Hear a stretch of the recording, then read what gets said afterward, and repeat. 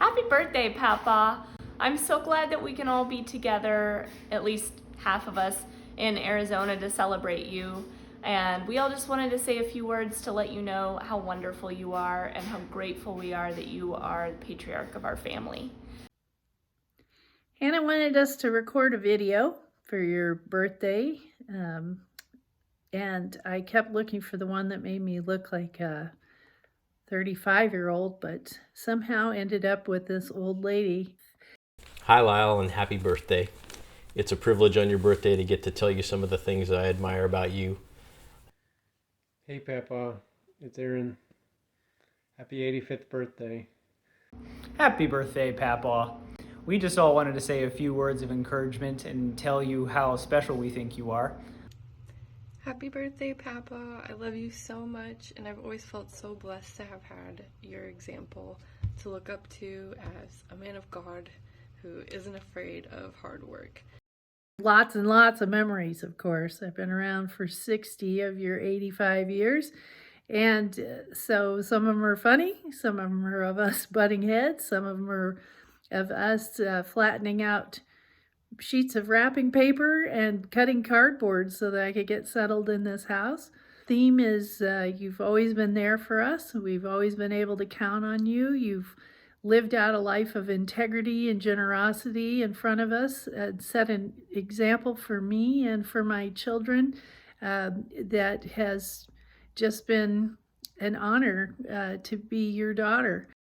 Another thing I appreciate about you is just your loyalty and responsibility to the people around you. I know that oftentimes we're like, Dad, when are you going to retire? You need to just retire and play golf and stuff. And one time you told me that you think of your job like you do a ministry. And the people, your clients, you just really care about them and you want to make sure they're taken care of. And so that is why you have stayed in the business so long. You have nothing else to prove at American Republic. So I love that you stay there because you're loyal to them and you think of it like a ministry. Another thing I admire about you is your tenacity. As many years as you've continued working in the same business that you started, it's very inspiring and intimidating again. There are many days when I wake up, don't feel like going back to the office doing the same thing I've been doing for 35 years. And the only thing that keeps me going is hoping that you'll retire before I do, but that's not likely to happen. So we'll just see who finishes first. I wish I had $1 for every time I've heard in my head or said myself this phrase that you often said growing up, which was, don't tell me about the labor pains, just show me the baby. And that has gotten me through so many things that I just did not want to do. And it's made me become just a better person. It's motivated me to finish projects that I didn't want to do. And it's just funny. And I've used it on other people too, especially workmen around the house. So thanks for giving me that great quote. Another thing that I have loved over the years is hearing the stories that you share about your childhood. And it's amazing to me how hard you've worked over the course of your whole life, and how much the world has changed since you were a boy. And yet you keep up. You've got amazing business sense, which I love learning from. I've learned lessons from you that I'm carrying into my own business, and life lessons too, not just business ones. I just wanted to say thank you for being such a role model to all of us, so supportive and being so generous to everyone. You have just been incredibly generous with us over the years, starting with Nantuckers. Actually, starting with birth, but with David and I, with Nantuckers.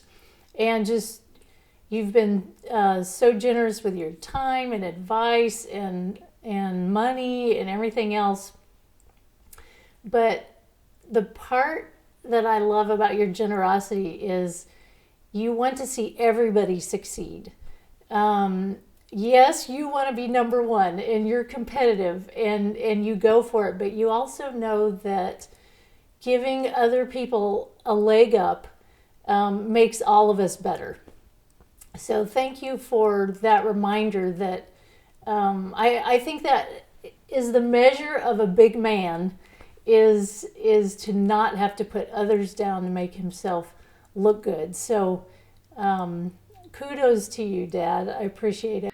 I thank you for your love and your sacrifice and the many ways you have taken care of us and done everything you could to give us the best. A couple of things that come to mind are the respect that you've shown me as a man, and with the financial resources that you have available and the generosity that you've shown Nancy and me over the years, starting with her business and throughout our marriage. There probably were many times at the beginning when I wasn't making very much money and medical bills were high. You could have stepped in and fixed things for us, but instead you kept your distance and let us figure it out. And I really appreciate that respect that you showed us. And from man to man, it really it meant a lot for me to be able to see that you could have fixed it, but you didn't, and you let me figure it out. So I really appreciate that. The last thing that I want to mention is how grateful I am for your generosity to us. You pretty much single-handedly funded our house and have been so generous in giving with advice and finances and time. In every way, you guys have given to me and made me a priority throughout my life. I feel so loved that you were present for so many important moments, from speech tournaments to, I don't remember, birthdays, recitals, all the things that you guys made special trips for. You are so generous, and you really have a way of making our entire family just feel loved and supported, and it is such a privilege to be a part of the Carpenter clan, so thank you for that. One of the things that you have taught me especially is just how to face trials with grace and dignity, especially illness, to try not to complain, and when you're feeling bad, and just trying to be grateful for all the good things. And so just watching you go through all the things that you've been through over the years has really helped me in my own struggles. 85 years is pretty good. I just want to say thank you for all the great memories that you've given us over the years. I haven't been around for all 85, but the ones I have been around for have been pretty great, and I'm looking forward to a lot more, especially since we're so much closer now on the map. Last thing I'll mention is I'm sure many people are talking about the sense of humor that you inject in everything you do. That also is a wonderful thing to watch unfold in front of me. And the way that you inject humor in everything you do serves as an inspiration. It lightens things up. It is kind of self-deprecating in the way that you don't make fun of other people without also making fun of yourself. You're not ashamed of your humble beginnings. You've used lots of stories about your humble beginnings as a way to connect with people and help others to lighten up. And for me especially, that was important because I tend to take myself too seriously. I've gotten a lot of mileage over the years out of the story of you being out on a sales call and having a reaction to eating shrimp. It's not only super funny, but it also connects back with the other point I made about your tenacity. You just continue going through no matter what it takes. And if humor is one of the tools it takes to finish, you finish strong, but do it with grace and with fun at the same time. One of the things that I took for granted growing up is how funny you are. And I didn't know that not everyone had a funny grandpa like I do. But I love the stories that you tell, and I am very proud to have inherited your tell. When you tell a joke and your nostrils flare, I've inherited that, which is Both a good thing because it's my claim to Carpenter fame, but also a bad thing because now everyone can tell when I'm trying to tell a joke and keep a straight face. Not only was I so lucky to inherit the red hair, but I also like to think that I got some of my orneriness from you too. Not only that, but your sense of humor, your positive mental attitude, and the courage to be kind to others. I was reflecting over the few interactions we've had over the last couple years or so. I admire your courage and discernment in the world as we know it, and your perspective on life. And in fact, I thought you might be interested to know that perspective is a lot like you in the fact that you and the word perspective both have one eye. So I think you'd find that very funny. I'm sure that everybody else will say one of the first things they love about you is your sense of humor. And I love that too, because oftentimes it's self-deprecating and you're making fun of yourself.